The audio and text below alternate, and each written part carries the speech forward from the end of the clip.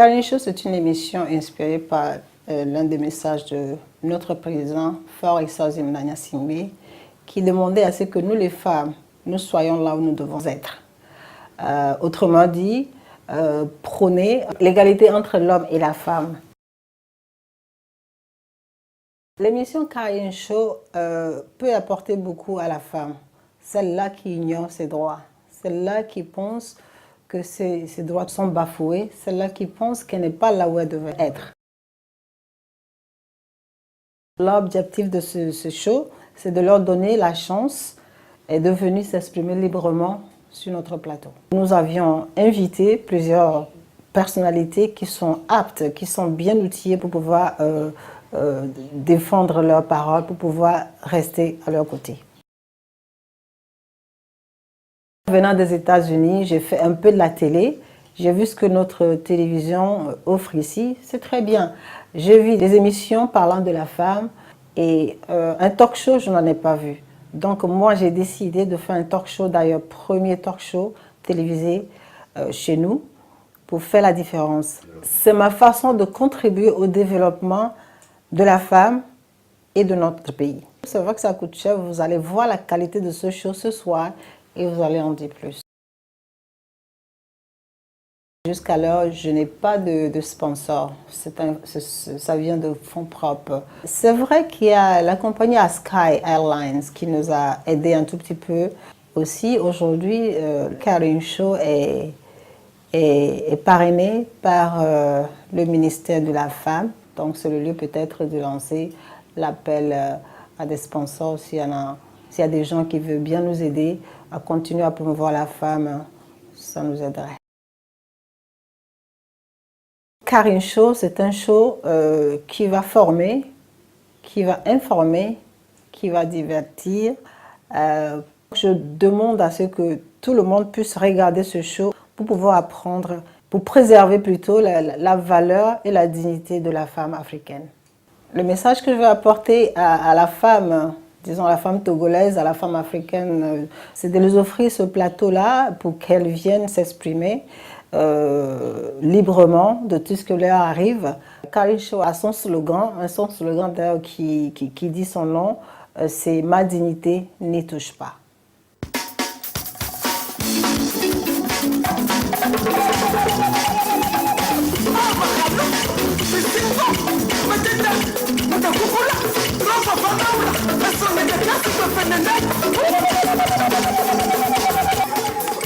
Applaudissez pour vous-même, vous êtes tellement jolie. Alors merci beaucoup d'être là. Merci d'être là pour votre émission Caroline Show. Caroline Show, une émission dédiée exclusivement à la femme. C'est cette émission qui informe, qui forme. Donc, on est tous là ce soir pour apprendre. Le thème du jour, c'est la dot, la femme et le mariage. C'est quoi la dot? Pourquoi c'est aussi cher? On va nous expliquer. Et donc pour cela, nous avons invité les gens bien outillés pour nous expliquer tout cela ce soir.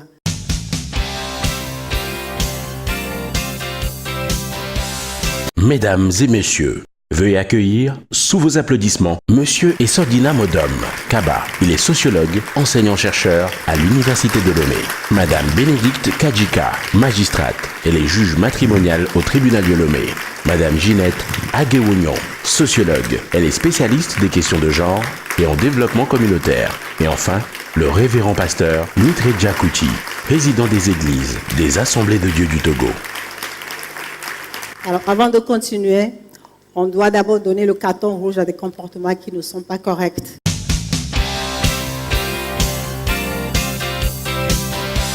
Alors, la dot. C'est quoi la dot? Pourquoi elle est devenue si chère? Pourquoi elle est devenue si compliquée que personne ne peut plus se marier quand on n'a plus de l'argent? Donc, pour cela, moi, je dis carton rouge. La dot. La cherté de la dot, ça mérite quel carton? C'est pour cela qu'il y a plusieurs qui se marient plus parce que les hommes n'ont plus assez d'argent pour nous doter. Donc, c'est le carton rouge pour la dot chère. Voilà. Applaudissez pour vous.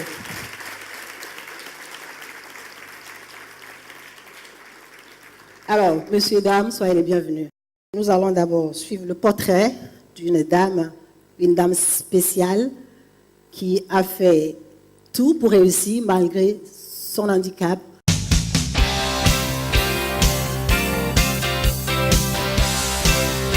Lorsqu'on est animé par un esprit créatif et guidé par son instinct, aucun handicap n'est assez fort pour empêcher la réussite d'une carrière. C'est d'ailleurs peu dire qu'à comparer avec la bravoure et la détermination d'une femme dont le physique ne prédestinait nullement à une profession aussi remarquable.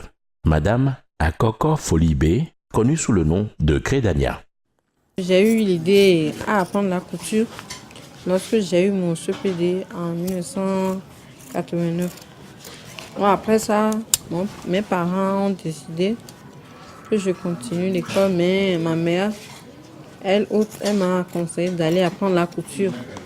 C'est là que moi aussi je me suis dit qu'il faudrait que j'aille apprendre la couture. Après l'apprentissage, j'ai eu à ouvrir mon atelier en 1994, à l'âge de 17 ans. C'est là que j'ai débuté ma vie. Après son apprentissage, elle s'installa et quelques années plus tard, la création Daniela prit l'envol et donna naissance à la griffe Crédania en 2010. Avec les efforts, les recherches et autres, je suis devenue styliste. Et c'est en 2010 que la griffe Crédania est sortie. Depuis lors, la styliste participe à plusieurs défilés et a fait parler ses coupes à travers le monde. J'ai eu à participer à beaucoup de défilés et l'année dernière, j'ai fait une collection dénommée La Malle Visco de Crédania.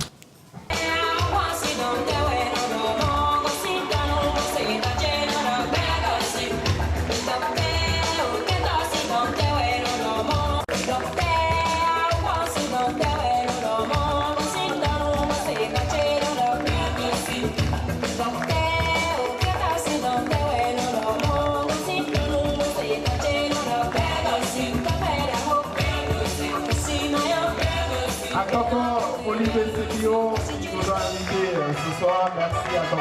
Crédania, coupe nouvelle. Je pense qu'on peut encore se lever ce soir. Chez Crédania, l'apprentissage de la couture devient un réel choix de métier.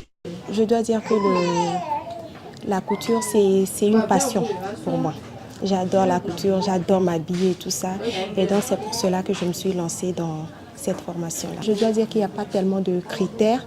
Elle n'est pas trop exigeante. Il suffit d'avoir un bon niveau, d'avoir envie de faire la couture, de l'avoir en soi et ça passe. L'exemple de Crédania devra inspirer tout le monde et permettre à chacun de croire en ses potentialités. Les gens ne considéraient pas les handicapés. Alors que moi, je suis handicapée, mais j'ai appris quelque chose. Donc c'est ça aussi qui m'a poussée à aider les autres handicapés qui veulent, qui ont le désir d'apprendre quelque chose comme la couture. Donc, j'ai eu à former Croissant Muet. Depuis 3 ans que je travaille avec cette femme, je pourrais dire que c'est une femme battante, c'est une femme qui a des ambitions, qui sait ce qu'elle a envie de faire et heureusement elle est arrivée à s'imposer dans le domaine de la mode togolaise. Connue sur le plan national, aussi sur le plan international à travers les différents défilés qu'elle a déjà organisés et auxquels elle a déjà participé. C'est une femme que rien ne freine malgré son handicap physique. Elle a compris très tôt qu'elle a beaucoup de compétences à faire valoir et elle a choisi le métier de la couture. Et aujourd'hui, elle a réussi à se faire un nom qui porte loin, qui porte la fierté d'une femme qui se bat tous les jours pour imposer sa marque et ses créations sur le marché national et international. Et la beauté de ces créations se relève à travers les coupes qu'elle fait. Elle crée pour les femmes, elle habille les femmes. Alors, donc, à travers ce reportage, on a appris que malgré l'handicap, on doit toujours avancer.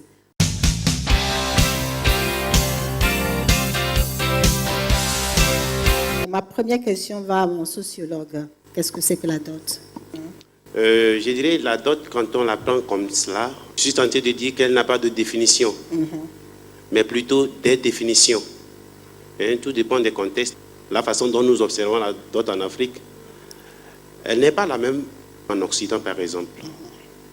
Dans ces pays occidentaux, la dot est considérée comme un ensemble de biens que la famille de la femme ou la femme apporte pour le besoin du ménage qui est en passe de se constituer. Quand on considère le droit romain, par exemple, la dot est considérée comme les biens que la femme apporte pour participer au ménage.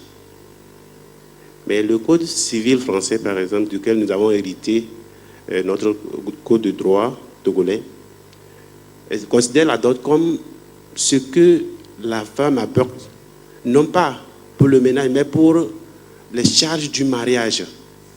Donc il y a ces petites nuances-là.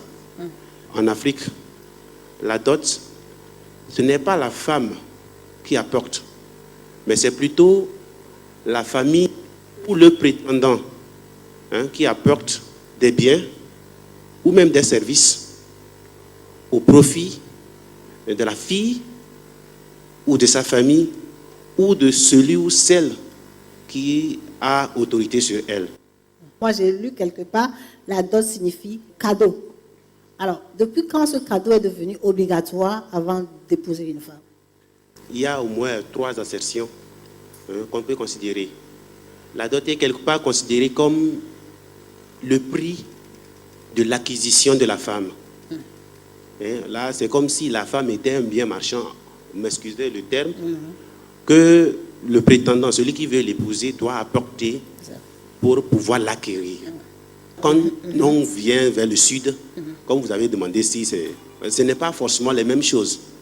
Au sud, effectivement, il y a eu des pratiques similaires de fiançailles précoces, si nous pouvons les appeler ainsi, mais ce n'est pas aussi accentué comme dans le nord. La composition même du menu total n'est pas le même quand on le considère au sud ou comme au nord. Voilà. Je vais aller vers notre juriste. Nous voulons savoir quelle est la valeur juridique de la dot. Par rapport à la valeur juridique de la dot, elle est consacrée dans notre code de la famille, qui fait de la dot une condition au mariage. C'est-à-dire que pour célébrer un mariage, il y a certaines conditions. Donc la dot en fait partie. C'est-à-dire que parmi les pièces déposées, il y a une attestation de la dot qui doit faire partie. Donc c'est obligatoire. Donc ce souci-là est guidé par nos sociétés africaines, parce que notre code de la famille est, disons, calqué sur le code français. Voilà. Mais on doit prendre en compte nos réalités sociales, ce qui fait que le législateur a parlé de la dot comme condition au mariage. Ce que nous voulons savoir, la dot est-elle négociable? Bon, le législateur, en parlant de la dot, a parlé de son caractère symbolique. En réalité, la dot, c'est juste un symbole pour sceller l'alliance entre les deux familles. Voilà. Et elle peut être en nature ou en espèces, mais dans les deux formes, elle ne doit pas dépasser la somme de 10 000 francs. Elle ne doit pas dépasser 10 000 francs? 10 000 francs. C'est ce que dit le code dans son article 56. Si un Richard arrive pour épouser une femme, elle amène des millions, vous allez dire non? On ne va pas dire non, mais le code a ainsi libellé cet article pour que cette dot puisse être à la portée de tout le monde. Mais bon, certains exagèrent, certains en abusent, mais selon le code, c'est à 10 000 francs pour que tout le monde puisse justement y participer ou bien voilà, se marier. Voilà. D'accord. Alors, moi, je veux poser la question à madame. Un mariage sans dot, la même valeur? Merci. Sur le plan sociologique, je dis non, puisque la dot sur le plan sociologique a plusieurs connotations. D'abord, ça permet de sceller une alliance entre les deux familles. Ça permet également au jeune homme de prouver sa capacité financière, sa capacité matérielle à la belle famille. Et c'est au cours des cérémonies de dot qu'on présente parfois le jeune homme ou la famille du jeune homme à la belle famille. Donc, ça prouve une autonomie financière qui induit en même temps une autonomie décisionnelle. Donc, sur le plan sociologique, un mariage sans dot est difficile à accepter dans nos sociétés. Est-ce que la dot versée plus tard peut être une source de divorce? Mais bien sûr, même source de conflit, d'abord au sein de la famille, parce que ça crée parfois des situations de violence. Parce que de plus en plus, on augmente le prix de la dot. Parfois, il faut plusieurs millions pour se marier aujourd'hui ou pour doter une fille. femme. Et maintenant, au sein de la famille, quand le couple se constitue, après, chaque fois ou bien souvent, l'homme essaie de rappeler à la femme que j'étais acquis chèrement. Donc, du coup, tu dois faire ma volonté. Je t'ai acheté cher. Je t'ai acheté cher. Et donc, tu dois faire ce que je veux. Et parfois, ça crée des conflits au sein de la famille. Et ça peut aller jusqu'au divorce parce que la femme n'est pas obligée d'accepter les conditions qu'impose. Justement, parler du divorce. Quand on arrive au divorce, est-ce que la dot est réclamée par le mari? Ah ben oui, je t'ai acheté cher, donne-moi mon argent. Oui, la dot peut être réclamée par le mari. Dans ce cas, ça devient une situation qui se négocie entre les deux familles. Parfois même, la belle famille, par question de dignité, va jusqu'à reverser, à retourner la dot à la famille du monsieur. Pourquoi est-ce que la dot est devenue aussi chère? C'est une question d'arbitraire. Parce qu'avant, la dot est fixée par chaque famille. Et chaque prétendant verse les mêmes choses pour avoir une femme. Au fur et à mesure de l'évolution des choses, il y a un arbitraire qui entoure la chose. On voit parfois le statut socio-économique de l'homme avant de fixer la dot, parce que parfois on se marie dans la même famille, mais on ne donne pas les mêmes choses. Voilà. Parfois c'est l'âge de la femme. Parfois on se dit plus la femme est jeune, plus elle se vend chère, entre guillemets. Elle se vend chère. Donc les jeunes filles, vous êtes chères, vous n'avez pas de prix. Vous êtes plus précieuses que ça.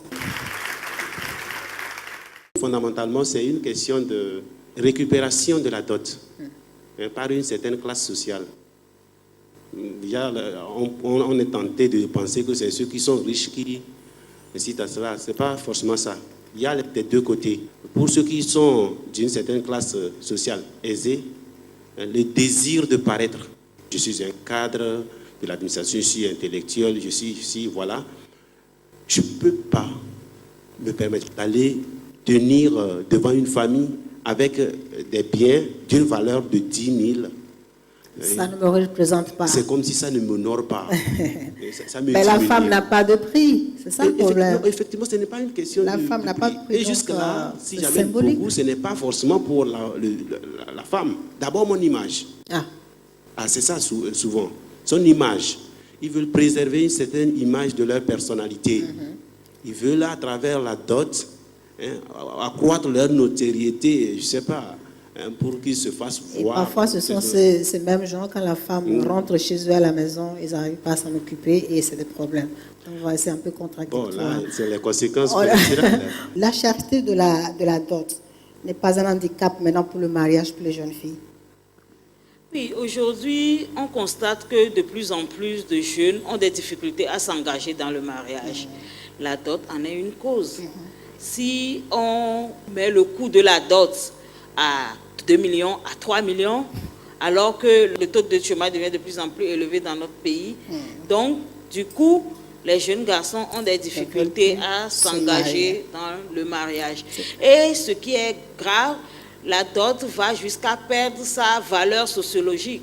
Parce qu'aujourd'hui, parfois, c'est la femme même qui achète le menu total pour remettre clandestinement. Parce que qu'en pensez-vous des femmes même qui achètent, qui donnent de l'argent à leur mari pour les doter, du fait de sauver l'honneur de l'homme dans leur famille? Parce que c'est un peu compliqué. Quand ça devient difficile dans le foyer, est-ce que la femme réclame son argent? Au départ, c'est une situation de complicité entre les deux conjoints. Mais c'est peut-être quand les situations de conflit et de violence commencent par apparaître dans le couple que la vérité sort. Et vraiment, c'est dommage. Moi, je dis, sur le plan sociologique, ça n'a plus sa valeur dans nos sociétés traditionnelles. Plus que nous sommes dans une société patriarcale et c'est à l'homme d'aller vers la femme Donc si c'est maintenant la femme qui quémande, entre guillemets, l'amour de l'homme, ça pose problème. Vous ne pensez pas que c'est parce qu'il n'y a plus assez d'hommes que les femmes font ça? Je préfère que les jeunes femmes se marient même sans dot. C'est arrivé dans une famille. La famille de la dame a refusé de prendre la dot. Elle a dit, ma fille vaut plus que ça. Ce que je vous demande, c'est d'en prendre soin. Donc je préfère qu'on négocie encore dans ce sens que de demander à la femme de verser la dot et que ça crée des conflits et des violences, des insultes à la femme plus tard. Étant donné que pour aller faire le mariage, on demande certificat de dot. Si on ne donne pas la dot, est-ce qu'ils peuvent signer un certificat sans dot pour qu'ils puissent aller... ça peut être un arrangement entre eux. Oui, je crois que sur le plan juridique, il y a aussi le certificat de renonciation à la dot que la belle famille peut donner au monsieur et qui est valable. Voilà. Quelle est l'appréciation de dot dans le principe de l'Église entre les hommes et la femme, nos pasteurs? Merci beaucoup. Si je prends le cas du Togo, il faut d'abord chercher à savoir quel rapport existe-t-il entre vraiment le mariage traditionnel, le mariage civil et le mariage religieux. Parce que pour l'Église, vous savez, étant vraiment l'image de Dieu, doit tout faire et s'assurer qu'elle ne patauge pas dans des situations désagréables et honteuses. C'est pourquoi dans l'Église, nous s'efforçons de dire que tout doit être réglé. Au sein de l'Église, l'Église ne donne jamais la femme ni un mari. Mais l'Église surveille pour voir est-ce que, au point de vue traditionnel, civique, ces deux postulants ont vraiment agréé. Ils ont essayé d'honorer leur engagement. C'est partant de là que l'Église doit s'assurer. Parce qu'au fait, l'Église bénit. L'Église ne marie pas. Le mariage se fait à l'état civil. L'Église reconnaît la dot. Pourquoi? Parce que l'Église cherche à savoir ce jeune homme qui se marie. De quoi est-il capable? Est-ce qu'il reconnaît les parents? Parce que la première des choses, comme on dit les prédécesseurs, l'homme doit aller chez la femme. Il ne faut pas s'engager avec un homme, une femme dont vous n'avez pas de point de vue, même votre croyance. Ça cause demain de problèmes. C'est pourquoi tout ceci, l'Église s'assure. Ceux-là qui s'engagent, qui sont-ils? Est-ce que leurs foi sont communes? Est-ce qu'ils s'entendent avant de les bénir dans la maison de Dieu? En ce qui concerne le mariage, l'Église cherche seulement la sainteté, un bon témoignage de la part des parents que réellement c'est moi qui donne ma fille. Et voilà pourquoi même au-delà du mariage, les pasteurs cherchent, est-ce que réellement la dot que les parents de la fille ont demandé a été versée intégralement comme ils l'ont voulu? Si c'est fait, le pasteur bénit. Si ça n'a pas fait, le pasteur a le droit de dire ce mariage, l'Église ne s'engage pas. Dieu a dit le mariage est sacré. C'est pourquoi Dieu est contre et sévère contre l'adultère, la fornication. Des foyers qui ont construit leur vie dans la fornication, l'adultère finit toujours mal. Parce que Dieu n'accepte jamais qu'on le fasse menteur.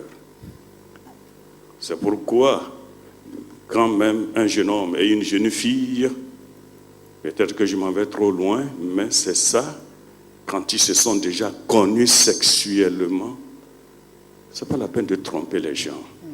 Parce que ce n'est pas vraiment ce bruit-là, ce n'est pas cette robe qui balaie l'église qui fait le mariage, mais c'est la vie du mariage, la dignité du mariage que le Seigneur approuve. Voilà. Merci, pasteur. Alors, On a écouté Pasteur. Maintenant, on va essayer de passer à l'interview d'un imam pour savoir de quoi il s'agit aussi de l'autre côté. On commence par la louange d'Allah subhanahu wa ta'ala et nous prions sur le schizo des prophètes, le prophète Mahomet, que la paix soit sur lui et tous ses prédécesseurs prophètes qui lui ont précédé, que la paix de Dieu soit sur eux tous et sur tout le monde entier. La dot en islam, c'est quelque chose qui est vraiment obligatoire parce que Allah même a rendu cela obligatoire. Avant que la femme soit licite pour un homme, il faut donner une dot pour cette dernière. Donc, la dot en général, c'est tout ce que l'on peut réaliser avant le mariage. Tout ce que l'on peut réaliser, que ce soit un cadeau, que ce soit l'argent, de l'or, des ornements, une maison, terrain, et tout ce que l'on peut réaliser. Dans nos pays ici, par exemple, ce que nous avons l'habitude de faire, peut-être le jour du mariage, on va regrouper les gens et peut-être après avoir questionné les deux parents des deux conjoints, on va montrer une somme d'argent, que c'est la dot que tel a donnée pour appuyer les démarches que les uns et les autres ont fait avant d'arriver à ce jour-ci. Donc on nous dit, ce n'est pas la somme là, parce que vous allez voir que cette somme-là peut-être elle est minime. Vous allez quelque part, on peut donner 5 000, 10 000 en avant. Donc ce n'est pas avec les 5 000 qu'on a demandé la main de cette dernière. Tout ce qu'on a pu acheter, que ce soit les bonbons, les vêtements, les voiles, ses consorts, tout. Et même l'aliment qu'on a préparé, ça fait partie de la dot. Mais ici, pour les inviter, pour qu'ils soient des témoins oculaires devant Dieu et devant les hommes. Quand ces gens-là faisaient cette démarche-là, c'est les deux familles seulement qui étaient au courant. Maintenant, il faut inviter toute une communauté, des connaissances, des amis. Ah, voilà, il y a un mariage tel. Donc, les gens qui sont venus, la dot là qu'on va montrer, c'est ça qui va prouver leur témoignage devant Dieu et devant les hommes. Comme nous avons dit que la dot est obligatoire, il est dit dans le Saint-Coran, Allah subhanahu wa ta'ala nous dit dans la sourate 4, qui est la sourate les femmes, donner la dot de cette dernière qui est leur propriétaire. Donc cette dot-là qu'on va donner à cette femme, ses parents n'ont pas droit à cela. Ça revient de droit à la femme. Une fois que les parents ont gardé cela, ce n'est plus dot. La dot, on confie ça à la mariée. C'est à elle, si elle veut, elle peut donner quoi que ce soit à ses parents. Si elle n'a pas donné, ce n'est pas un problème. La dot dépend de la capacité de tout un chacun de nous. Mais l'islam, parmi toutes les religions, je m'excuse, c'est l'islam qui a simplifié cela. Parce que du vivant du prophète sallallahu alayhi wa sallam, le prophète même a épousé une femme comme ça au nom de Safia. Elle était une femme qu'on a capturée après une guerre. Donc, pour demander ce que le prophète a fait comme dot pour cette dernière, on l'a libérée, on l'a affranchie. Elle est devenue une femme qui est libre. Donc ça, c'est comme sa dot. Donc le fait d'exagérer, l'islam ne connaît pas cela. Nous devons simplifier, quelque chose que Dieu a simplifié, nous aussi, nous devons simplifier cela pour ne pas transgresser les recommandations de Dieu et de son prophète sallallahu alayhi wa sallam. Ce que je vais ajouter à ça, l'attirance qui aboutit au mariage entre l'homme et la femme, ça, c'est quelque chose que nous devons respecter. Parce que le mariage, déjà, c'est quelque chose que Dieu a recommandé. Et là, pour que cela soit fructueux, il faut suivre les règlements. C'est-à-dire, il faut que le fruit de cela soit légitime. Ce qu'il faut faire, nous devons simplifier ce que Allah subhanahu wa ta'ala a simplifié pour nous. C'est ça même qui fait que vous allez voir beaucoup de jeunes ou bien des filles sont là, ils ne se sont pas encore mariés parce que l'exagération des uns et des autres. Cette dot-là, elle peut être créditée. Vous allez voir dans des cérémonies de mariage, on va demander s'il y a une dette entre les deux familles. Si tout est à jour, on dit oui, tout est à jour. Si ce n'est pas à jour, on va dire bon, il reste une dette. Alors là, après tout, le mari va faire tout pour régler. Donc, on peut faire le mariage à crédit.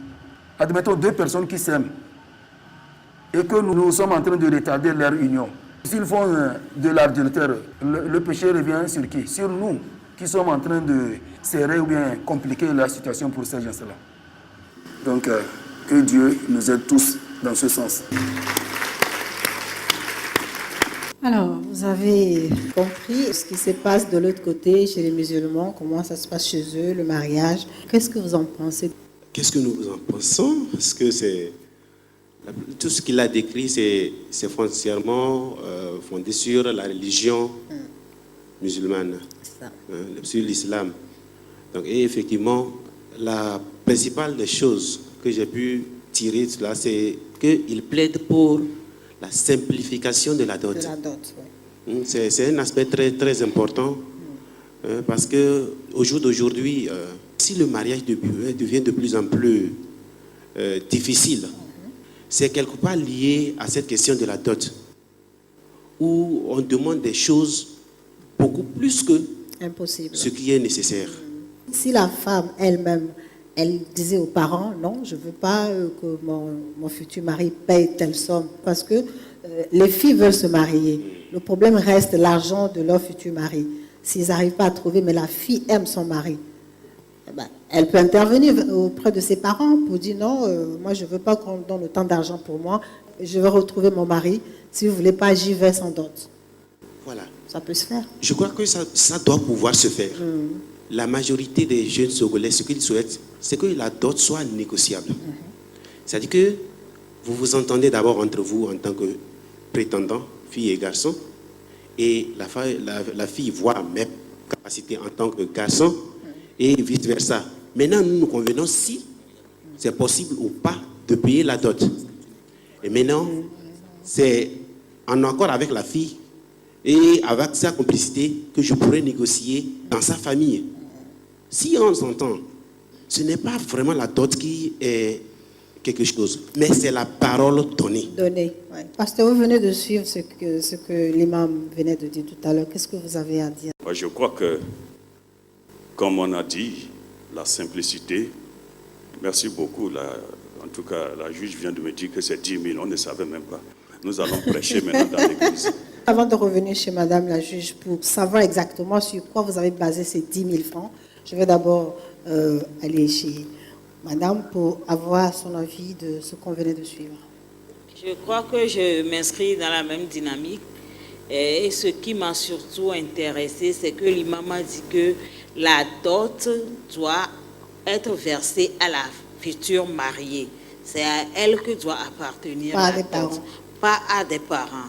Je crois que si on s'inscrit dans cette dynamique, on voit vraiment que la dot peut être réduite et peut être négociée également.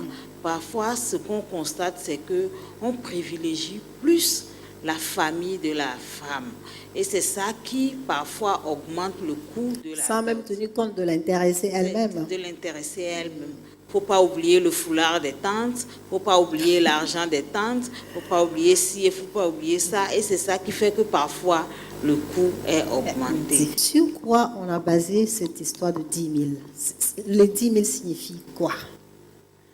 Bon, si je ne peux pas être dans l'esprit du législateur, Oui. celui qui a écrit le code de la famille, mais si je me mets dans son esprit, je l'ai dit tantôt, il ne faut pas regarder le montant, le coût, mais plutôt la valeur du geste. Parce que le futur époux qui va dans une famille pour demander la main d'une femme, il doit se faire connaître. Et ce qu'il donne comme dot, c'est un signe. C'est pour ça qu'on a dit ça peut être en espèces. Dans les temps passés, peut-être c'est un pot de tchouk, une bouteille de gin, de la cola. C'était ça que symbolisait la dot. Maintenant, elle a été travestie et bon, c'est une histoire de millions. Mais le législateur tient à revenir à la vraie valeur de la dot. C'est-à-dire que le futur époux doit se faire connaître de la famille. C'est ça qui est important. Parce que quand les gens se querellent, ils viennent quelquefois, ils disent, bon, tu dis, tu es ma femme, je t'ai épousée où, devant qui? C'est ça la question qu'on pose aux femmes. Voilà. Ça, c'est comme une gifle. Hein? Voilà. Bah oui. Je t'ai épousée devant qui? Je ne te connais pas. Et elle n'a rien à répondre. Et ceci va aux filles, après avoir connu le monsieur, 2-3 mois après, on ramasse les bagages, on va s'installer, et c'est ce qu'on entend après. Les femmes qui viennent elles-mêmes osent dire, bon, il ne m'a même pas doté, bon, mais je dis, tu as accepté d'aller rester chez lui et lui faire des enfants, maintenant, tu ne peux pas te plaindre qu'il ne t'a même pas doté. Voilà. Donc, c'est cette valeur-là de la dot que le législateur a vue. C'est le symbole, c'est un symbole. Mais pourquoi ce n'est pas 1000 francs, 25 francs, c'est 10 000 75 francs. Non, 50 francs. Peut-être c'est 10 000 au moins pour acheter voilà, une bouteille de gin ou bien un pot de chouk raisonnable. Donc c'est un peu ce qu'on peut dire. Voilà.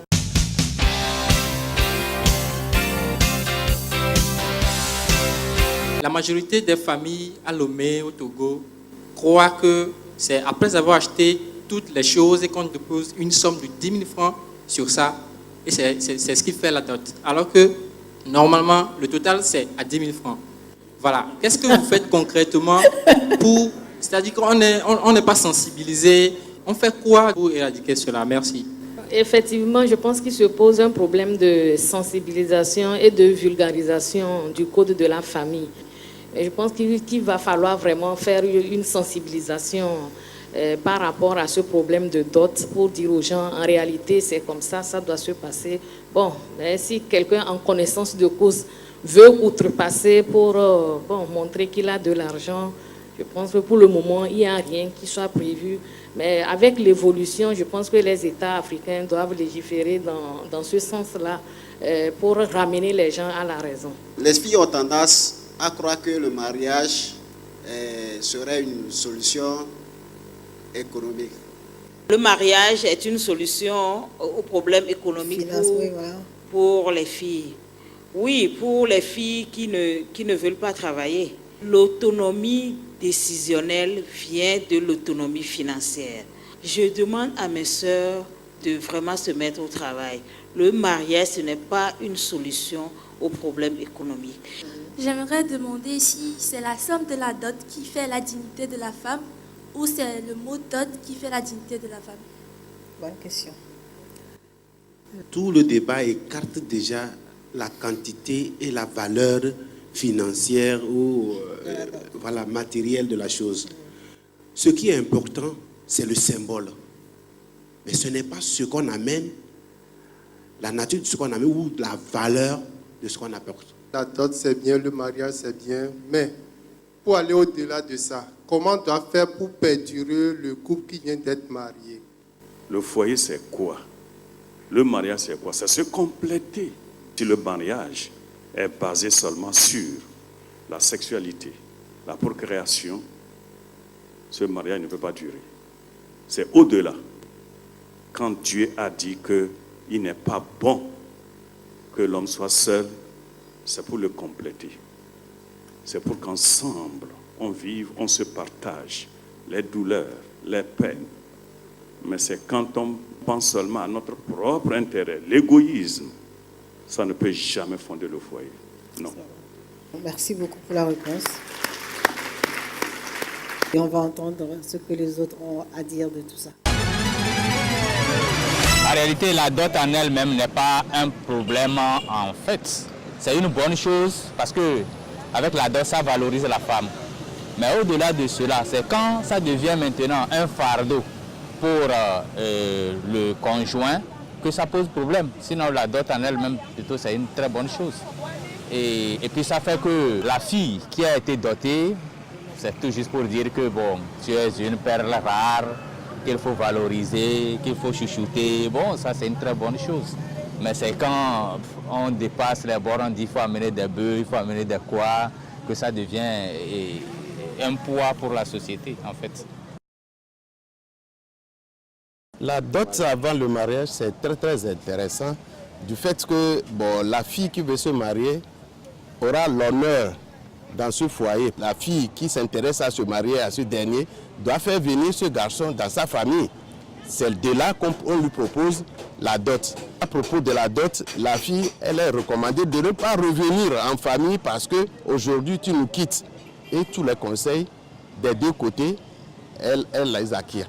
L'homme qui veut emporter cette dernière, lui aussi a la charge de ne pas abandonner la fille parce que il est reconnu dans cette famille et la honte après des deux côtés. Et très souvent, je crois que les filles qui demandent la dot, elles ont une bonne éducation. À mon avis, je pense que la dot d'abord, c'est ce qui d'abord approuve que tu as épousé une femme. La dot, c'est en quelque sorte un témoignage d'ailleurs, je peux dire. Souvent, il y a des dots là, vraiment, si vous n'avez pas la tête sur place, vous n'allez jamais faire de dot. Je vais dépenser plus d'1 million pour doter une femme qui viendra rester chez moi. Mais est-ce qu'elle va manger ou pas? Comme quand on voit ces aspects-là, on voit que de nos jours, on devait ramener ça à la portée de tout le monde, puisque tout le monde puisse se marier librement. C'est une obligation, c'est un devoir pour tout être humain, ou bien tous les hommes, de doter les femmes avant le mariage. Bon, si les jeunes ont peur de se marier à cause de la dot, c'est parce que certaines ethnies ou bien certains parents imposent le barème très haut. Si nous prenons l'exemple de ceux qui ne pratiquent pas la religion et ils se dotent dans les bars, ils s'achètent les boissons, ils se donnent le plaisir sexuel. Après la grossesse vient, la femme vient s'installer. Souvent, la plupart de ces mariages ne durent pas. C'est ça qui provoque aussi les divorces partout dans le monde. La dot, c'est bon quand même pour nous, les femmes musulmanes, bien sûr. Parce que bon, si tu veux te marier, on amène une dot, ça c'est une valeur pour nous les femmes. Parce que sans la dot, non, le mariage là sera un désastre. Pour mon mariage, bon, je dirais à mon mari d'amener juste ce que les imams ou bien ce qui est demandé, juste ça. S'il y a des personnes qui ne donnent pas la dot avant d'avoir une femme chez eux, ou bien dire épouser une femme sans dot, c'est porter une atteinte à la femme en personne. Parce que la femme, elle a de la valeur. Même si c'est un petit quelque chose, mais ça symbolise la dot. Parce qu'au temps de notre prophète, que la paix et la bénédiction soient sur lui, il y avait une femme qui s'était convertie. Mais elle était vraiment, il y avait beaucoup de personnes qui l'aimaient. Mais en ce moment-là, comme ces personnes-là n'étaient pas encore musulmans, avec sa religion, donc ils avaient peur de l'approcher. Mais il y avait un qui a pris son courage pour l'approcher, pour lui demander que je veux t'épouser. Et elle a dit qu'il n'y a pas de condition. La seule chose que je te demande, c'est que tu te convertisses en islam. Et c'est ta dot. Et l'homme, quand elle avait dit au début, il n'avait pas accepté. Il a dit, ok, il va aller réfléchir. Et il a réfléchi. Et il est venu, il a accepté. Il s'est converti en islam. Et c'est tout. Il n'a rien donné de plus. Il a accepté l'islam comme religion. Et c'est la dot que la femme lui a demandé. Et ça prouve que la dot en islam, c'est quelque chose de symbolique. Pour moi, la dot, c'est important. Ça rend plus authentique. Et puis, je pense que c'est bien de faire aussi la dot. Il y a certaines femmes, certaines jeunes filles, bon, ils s'en foutent de la dot. Il y a des gens qui n'aiment pas parler de la dot, mais je crois pour moi, c'est plus important pour une jeune fille de se faire doter. Il y a certaines familles qui exigent beaucoup de choses et il y a certains qui exigent peu. Mais ça dépend aussi des conjoints. Ils s'entendent. Il y a même des filles qui aident le garçon à payer la dot. Donc bon, ça dépend de tout un chacun.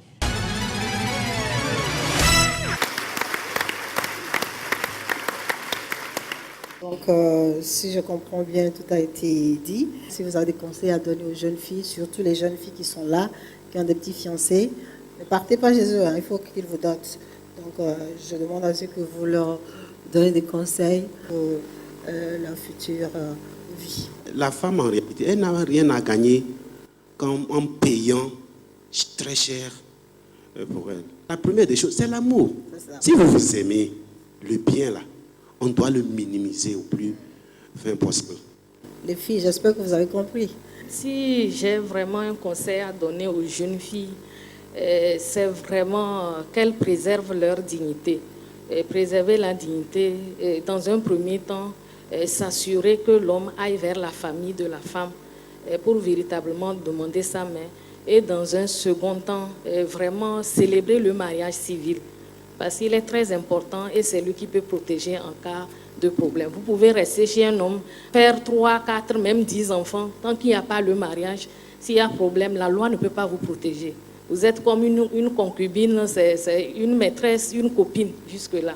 Donc le mariage est important et c'est lui qui peut sauver en cas de pépin, en cas de problème. Et quand vous êtes marié et le comportement, il y a des problèmes dans le couple, au moins la justice peut intervenir pour dire à chacun les droits et les devoirs qui découlent de cet acte qu'est le mariage civil. Donc c'est vraiment important.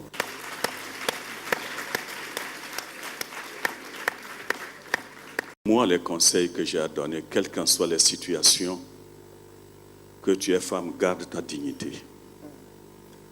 On a bafoué la tradition et même les lois de la Bible, nous sommes en train de bafouer, on va souffrir. Moi, je le répète, le mariage est sacré. Si tu n'es pas prêt à se marier, ne t'engage pas. Le mariage, c'est la responsabilité.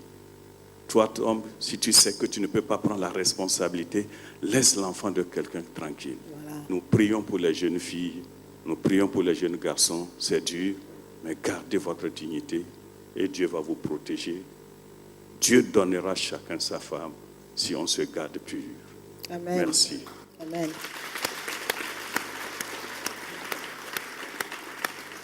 Aujourd'hui, nos petites sœurs ou nos jeunes sœurs ont vite fait de dire « vous êtes des conservateurs, vous êtes des conservatrices ». Si j'ai un conseil à donner à mes jeunes sœurs, c'est de tout faire pour s'inscrire dans ce qui est légal. Parce que ce qui est légal, ça te protège dans le mariage et même jusqu'à la succession. Quelques mots de fin pour les sœurs, les frères. L'amour surpasse tout. Il faut qu'on pense au mariage et qu'on le pense vraiment avec toutes les responsabilités que cela a. Je pense que tout se résume dans cette parole. Hommes, aimez vos femmes, respectez vos femmes. Femmes, soyez soumises à vos maris. Et on n'aura plus de requêtes de divorce à notre niveau également. Merci. Merci. Il y a un proverbe qui dit, si tu veux conseiller ton enfant, amène-le au pied d'un manguier, là où les mangues sont mûres.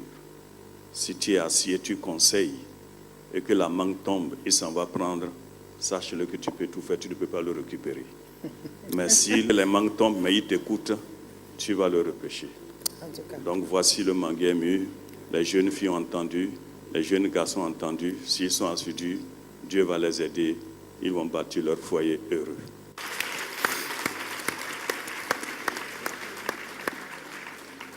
Notre slogan ici, c'est ma dignité. On la veut. On l'a déjà, mais on n'y touche pas. Ma dignité. Notre émission, la première partie est terminée.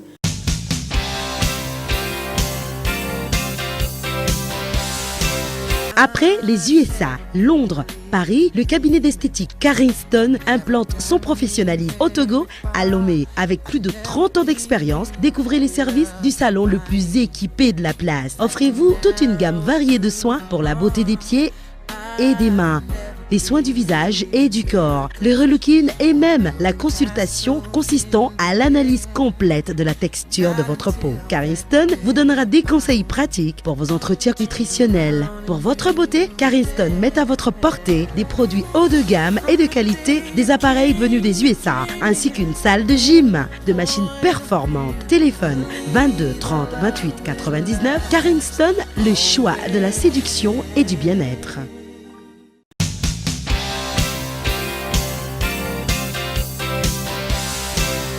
Alors, notre deuxième partie de cette émission. Vous savez qu'on a un guest star parmi nous ici. Mesdames et messieurs, je vous prie d'accueillir Almog.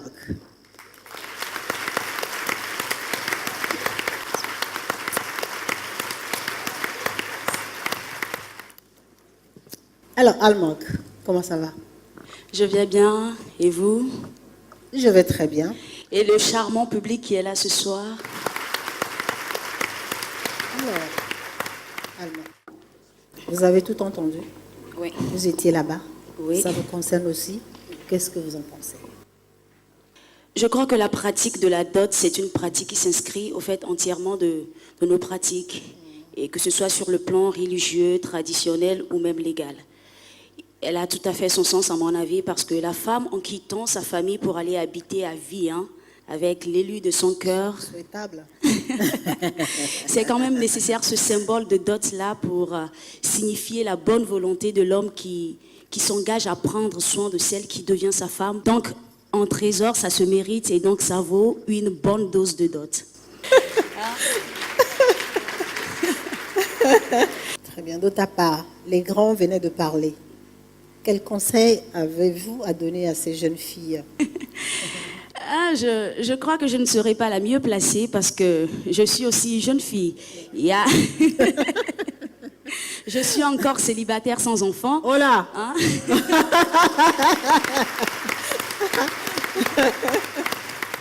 Qu'est-ce que ça veut dire, Almok?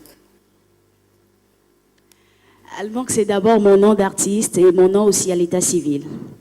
Pour la définition, je préfère la garder et vous offrir un gros sourire en place. Qu'est-ce qu'elle est maligne. Je vous rassure tout de suite, mon nom ne cache pas grand-chose. Sinon que ça me permet de garder une certaine authenticité, de toujours rappeler à moi-même que c'est de moi qu'on parle. Et cela m'évite forcément de rentrer dans la peau d'une autre personne à chaque fois. Comment est-ce que vous avez commencé la chanson? La chanson, pour moi, c'est tout d'abord une histoire de famille. Ça chante tout le temps à la maison. Chez moi, à la maison, il n'y a que des bouches chanteuses. Hein. Des bouches chanteuses, donc c'est naturellement que vous piquez le virus. C'est tout naturellement que vous l'avez dans le sang. Maintenant, il y a cette passion que vous développez par vous-même. Et c'est au sein d'un groupe musical que j'ai créé à l'âge de 15 ans que j'ai vraiment eu l'envie d'aller plus loin.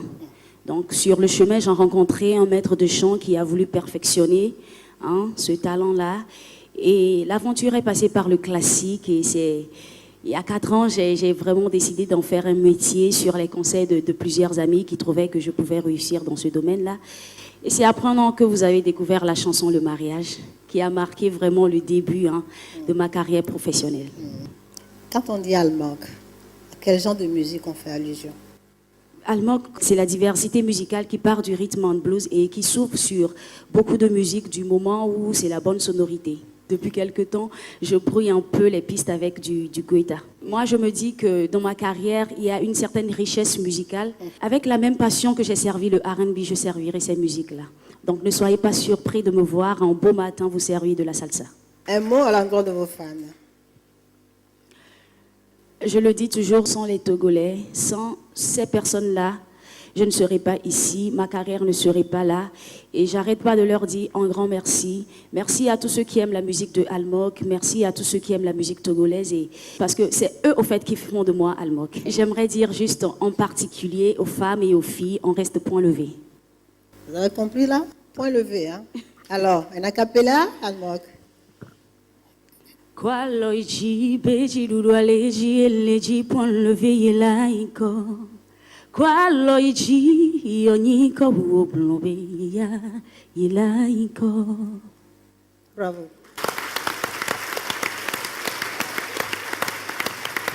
Mesdames et messieurs, Almok, et merci d'être venu, mon chéri.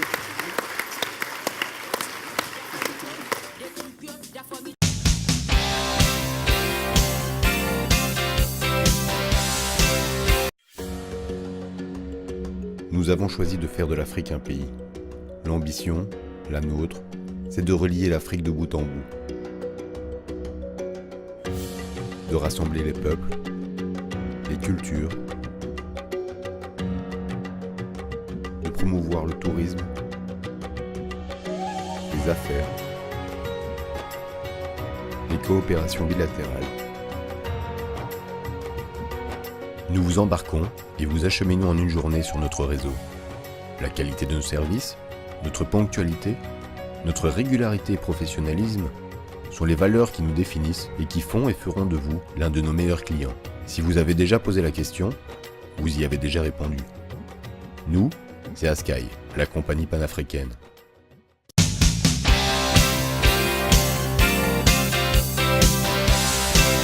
L'histoire des couples se raconte souvent comme l'histoire d'une vie. Cependant, chaque couple a une histoire particulière. Celle de Monsieur et Madame Mahaté peut s'écouter comme une romance et s'écrire comme un poème d'amour. Une histoire qui débuta alors que les deux tourtereaux savaient à peine ce que signifiait le mot amour. L'histoire a commencé quand j'avais 12 ans et j'étais en CM2 et lui en 5e. Et c'était le camarade de classe de ma grande sœur. Et eux, ils étaient en 5e. Et un jour, on était partis à une retraite pour Flambeau, c'est ça, hein? Et il m'a vu avec ma sœur. Et le lendemain, qui je vois arriver à la maison, Monsieur Maté. Il est venu dire bonjour à ma sœur.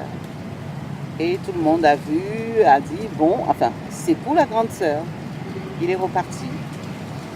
Une autre fois, il est revenu et ma sœur était malade. Donc, il est revenu, soi-disant, donner les cahiers, les devoirs à ma sœur. Et ma mère, qui avait compris la chose, se marrait déjà, dit, oh, regarde le jeune Maté qui revient. Enfin, bref. C'est comme ça que l'histoire a commencé. Je confirme, mais je dirais que quand je l'ai vue, j'ai senti que c'était la femme que je voulais. Cette femme, c'est la mienne. Je la veux et je l'aurai. Après, j'ai cherché les moyens de la retrouver. Puisque, comme elle a dit tout à l'heure, j'étais en classe avec sa grande sœur. À chaque fois que je quittais chez moi pour la voir, quand j'arrive vers sa maison, croyez-moi si vous voulez, mais j'ai le cœur qui bat à une vitesse incroyable. Je pense que c'est là que j'ai senti ce que peut être l'amour. Mais sans chercher à le comprendre, parce qu'à mon âge, à 14 ans, on ne connaît pas grand-chose encore. Ne vous inquiétez pas, on n'a rien fait. Hein. Ça, je confirme. Et ça a duré au moins un an comme ça, non? Quelque chose comme ça. Oui, un peu plus d'un an quand même. Et un jour, il m'accompagnait jouer au tennis et il m'a dit, mais tiens, on va aller faire un petit tour à la plage. Et on est parti à la plage, on se promenait. Ah, qu'est-ce qu'il a fait, ce monsieur? Il a volé un baiser. Wow. Le jour-là, je me suis fâchée. Je ne lui parlais plus et pour se faire pardonner, déjà à 14 ans, il m'avait offert des boucles d'oreilles. Bien d'années plus tard, après plusieurs rendez-vous manqués, une rencontre presque providentielle eut lieu à Paris. Après, il est parti à Paris, je ne savais pas, moi aussi à Paris. J'étais avec une amie, on était dans la rue, devant un métro. On voit un monsieur arriver. J'étais avec cette copine-là, Justine. On voit un monsieur arriver. Et ma copine me dit, mais tiens, tu sais, ce monsieur-là, monsieur d'Almeida, c'est l'oncle de ton copain, là. Tu sais, ton fiancé d'enfance, là, Cyril Maté. Je dis, quoi, le Cyril Maté avec les grands yeux, là? Elle me dit, oui. Je dis, ah, monsieur, paraît-il que vous êtes l'oncle de Cyril Maté? Elle me dit, ben oui. Alors, je vais vous donner mon téléphone. Vous allez lui dire que c'est Mademoiselle Joanita. Alors, j'ai fait mon numéro comme ça. Je lui ai donné le téléphone. J'avais l'impression de rêver. Et puis, je suis sorti. J'étais à une cabine téléphonique. J'ai composé le numéro. Le même soir, le téléphone sonne. Devinez qui est au téléphone. C'est Monsieur Maté. Et je tombe sur elle. Et on se retrouve à Paris. Ce que je vous dis, c'est 77. Oui, 77. 77. Fin 77, début 78. Début 78. Donc, si vous voulez, de 77, 78, nous voilà au jour d'aujourd'hui. Oui, une histoire sentimentale, telle qu'on le vit dans les films, commença à donner une forme réelle à ce qui se présentait comme un rêve. Je crois que je vais recommencer une nouvelle vie. Un jour, je crois que c'est à l'occasion de l'anniversaire de 18 ans de ma nièce. Et je l'ai invitée. Et je peux dire que la première fois que je l'ai prise dans mes bras pour danser, j'étais aux anges. Mais cela n'a pas été possible sans la ténacité et la persévérance de Grégoire. Moi, il faut dire que j'étais quand même tenace sur l'affaire. Elle a finalement accepté.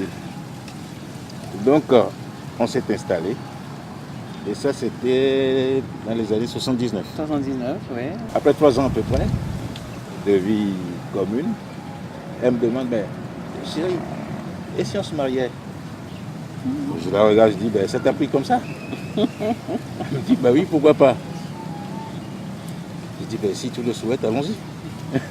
On a commencé à réfléchir. Il faut la dot. Comment faut-il faire? Nous sommes un jeune couple vivant déjà ensemble à Paris. 3 ans plus tard, Le mariage a été célébré à Paris par un curé togolais. Mais ce fut un mariage qui a été précédé par le versement de la dot pour respecter les coutumes authentiques africaines. J'appelle une soeur, elle me dit, de toute façon, tu ne peux pas te marier sans la dot parce qu'ici, on n'est pas en Europe et il faut faire les choses dans les règles. J'appelle ma mère, elle me dit, quoi? Jamais je te laisserai te marier si tu ne dotes pas la fille. Bon, alors j'ai demandé à mes soeurs de prévenir ses parents comme quoi que je sors avec leur fille et que je souhaite les rencontrer pour parler de la dot. Donc finalement, c'est comme ça qu'on a organisé à Lomé la dot. Et finalement, on l'a construit à deux en fait, la dot. C'était beaucoup plus facile pour organiser en fait le mariage. C'est un curé togolais qui nous a préparé le mariage et tout. Et on s'est mariés donc en 1982 à Paris, à la Madeleine, donc église catholique. De cette union viennent au monde Grégory en 1985 et Glenda en 1986. C'est là qu'il faut en fait, en tant que couple, commencer à faire attention. Je veux dire, quand on s'est mariés, déjà moi j'étais dans le rôle seulement de la maman. Et j'étais très très très portée, je voulais les enfants et tout. Et à partir du moment où les enfants, on a fait des enfants et les enfants commencent à grandir un petit peu, je suis toujours restée la maman de ces enfants. Et je voyais mon mari à chaque fois qu'il me disait « Fais attention parce que les enfants sont grands, il faut vraiment que tu t'occupes de ton mari maintenant. » Parce qu'avant, je ne le faisais pas. Donc moi, je voulais mettre l'accent sur ce côté-là. Ce qui gâche en fait la vie du couple, il faut faire attention à ça. C'est que souvent, dès qu'on a un enfant, deux enfants, on devient la maman des enfants. On ne s'occupe plus de son mari. Donc, il faut faire très attention à ça. On a vécu quelques moments, 2-3 ans difficiles à cause de ce comportement-là. Donc, après, je me suis ressaisie et je me suis dit, je ne veux plus être la maman des enfants, je vais être sa femme, sa copine, sa maîtresse. Et depuis, j'essaie de faire l'effort. Le couple Mahaté s'est distingué des couples ordinaires par leur croyance en Dieu qui s'est manifestée sous la forme d'une diversité confessionnelle comme on en voit rarement dans les familles. Moi, je suis donc charismatique, évangéliste, et mon époux est resté catholique. Ça ne nous pose pas problème. On s'est mariés d'ailleurs à l'église catholique. Bon, après, elle a fait une déviation parce qu'elle a rencontré autre chose qu'elle souhaite essayer. Donc elle a fait même une formation à l'église charismatique de 2 ans. Et puis elle a dit, ok, c'est ce que j'ai choisi et c'est ce que je vais pratiquer. Donc je dis, tant mieux. Mais on s'est mis d'accord pour que chacun pratique sa religion et pour que l'harmonie de la famille continue. Je crois qu'on est une famille un peu bénie par le Tout-Puissant. Déjà, à commencer par le mariage. On n'a pas grand-chose à se reprocher quant à la pratique de la religion. Et cette tolérance a permis d'accepter une 3e religion que notre fils a choisie, qui est la religion musulmane. Parce que c'est le même Dieu. Hein? C'est pour cela que je dis qu'on est un peu béni. Ce n'est pas forcément évident. Après une vie professionnelle bien remplie en France, l'ex-gestionnaire comptable du cabinet d'audit Ernst & Young et l'ex-directrice d'agence de voyage et de Mahaté Productions France rentrent tous deux au Bercail en 2013 pour jouir de leur retraite bien méritée. On a décidé de rentrer à Lomé pour un peu profiter de cette belle vie africaine qui nous a manqué pendant des années. Et comme les gens disent, c'est beau l'Europe. Mais la vie, c'est pas aussi facile que ça. J'envie d'ailleurs les gens qui vivent à Lomé parce qu'ils ont une vie cool. Nous, on a une vie très tumultueuse, très, très agitée. Et vraiment, c'est maintenant qu'on profite vraiment de la vie. Et j'espère que ça va durer jusqu'à la fin des jours. Et ce ne sont pas les loisirs qui manquent à Grégoire et Joanita Mahaté. Et sous vos applaudissements, Monsieur et Madame Mahaté.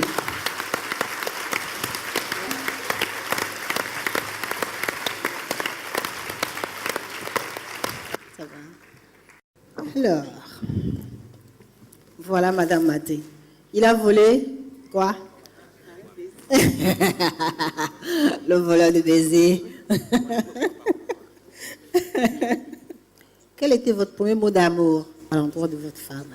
Mon premier mot d'amour, je pense que c'est un bégaiement. Parce que... C'était comment? Papa. Oui, en fait, je ne comprenais pas ce que je disais. Quand je suis devant elle, je perds tous mes moyens. Alors là, c'est chaud. Oui. Moi, je vais savoir le secret de votre couple. C'est quoi en fait? Moi, je pense que le secret, c'est l'amour et le respect. Je peux ajouter un peu la complicité.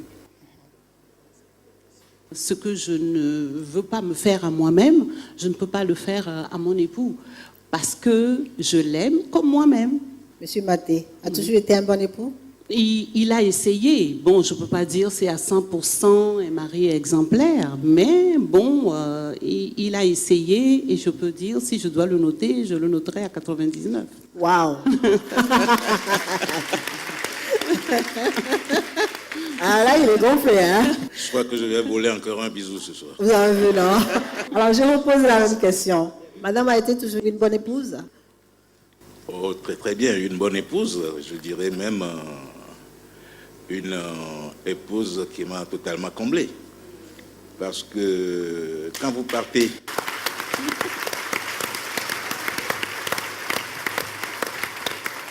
C'est vrai que quand vous partez sur le chemin de cette aventure, qui est tout simplement un rêve de gamin, cette aventure aboutit à plus de 32 ans de mariage, ah ouais, bravo.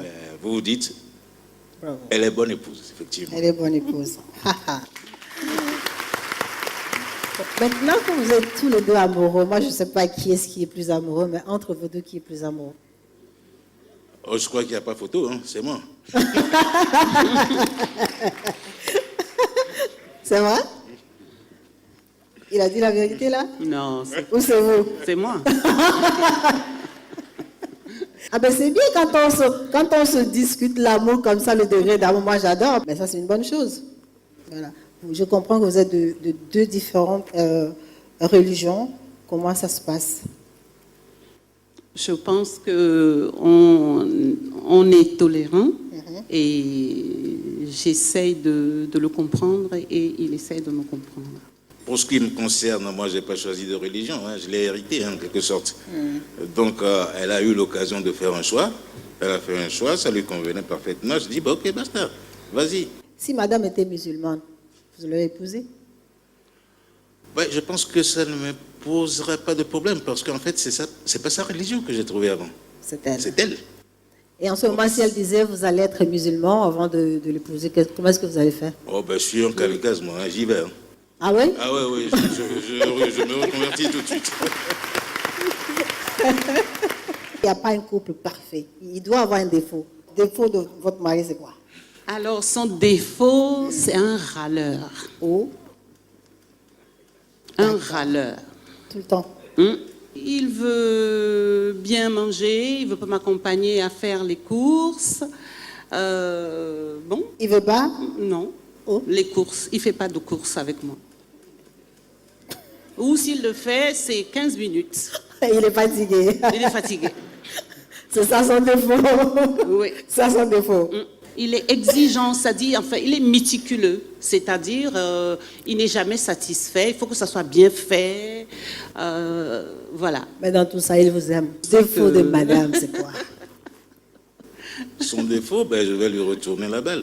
Oui. Son défaut, c'est qu'elle traîne trop dans les magasins. Elle part pour acheter des casseroles, vous la retrouverez devant un kiosque d'habits. Ah ouais? Ah oui. Non. Et vous n'êtes pas d'accord? Non. Mais c'est toujours derrière. Chérie, attends, j'arrive. Mais au bout d'une demi-heure, bon, ben, tu dis, ben, la prochaine fois, j'y vais plus. Hein. Ah oui, voilà, donc c'est pourquoi vous êtes à l'heure. Voilà. Ah ben, c'est très bien. Bon, maintenant, je veux savoir si vous avez des conseils à donner aux couples qui sont ici. Il ne faut pas trop regarder le mauvais côté, en fait, de son conjoint. Et aux femmes, je dois dire qu'il faut prendre soin de vos maris sur tous les plans. Surtout si vous devenez un peu, comment je vais dire, âgé. Alors, Monsieur Maté. Dans la mesure où votre union est sur une base solide, le reste, c'est un peu de l'entretien. Absolument. Surtout aux hommes, faites vraiment de votre femme une mère, une sœur, une maîtresse s'il faut, et même, je dirais, une fille. Parce qu'elle est tout ça. Parce que sans elle, on ne sera pas là. Je pense que ça mérite l'applaudissement. Ça mérite l'applaudissement. Des questions surtout à messieurs. Lorsqu'on vous a parlé de la dot, quelle était la valeur, quel était le rapprochement que vous faisiez avec votre femme? Est-ce que vous étiez prêt? Qu'est-ce que ça représentait pour vous? Je dirais que d'abord, on s'est marié sous le régime de la communauté des biens en France. Donc, si vous voulez, tout ce qu'on a fait, c'est un peu ensemble. Aucune dot ne m'a été imposée. Le montant, on l'a choisi pratiquement tous les deux. Quand elle était enceinte, mon souhait, c'était « Ah, si je pouvais avoir un garçon ». Bon, donc mon souhait était exaucé. Le rêve d'un homme dans un couple, c'est d'abord avoir un petit garçon, comme premier enfant. Parce qu'on commence à jouer au football avec le garçon d'abord.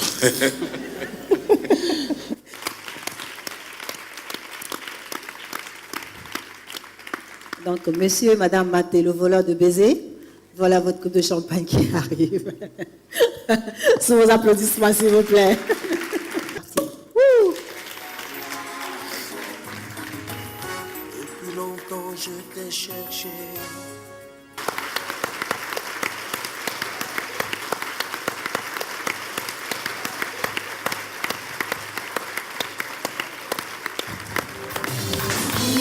La main dans ma main s'est glissée tout doucement. Je me suis laissé emmener tout simplement, car je savais que s'il y a des couples ici ce soir, on se témoigne encore cet amour. Il ne finira pas. Va chercher la dame là-bas. Et depuis, on est là. Toujours là, toi et moi.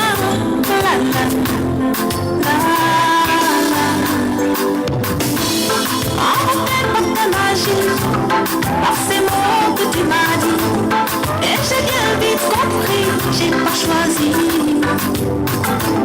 Comme un cyclone, tu es venu pour m'enlever. Tu as tout pris et tout reçu, je me suis donné. La belle histoire, ah quelle histoire, c'est l'histoire de